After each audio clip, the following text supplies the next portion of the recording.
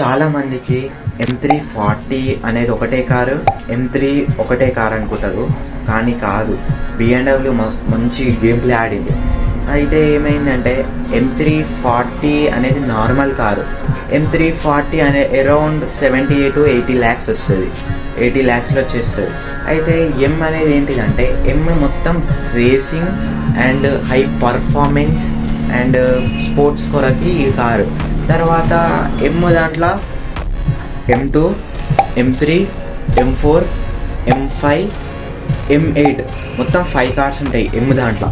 తర్వాత ఈ మొత్తం ఆ M బ్యాచ్ తీసుకొచ్చి దాంట్లో పెట్టారు.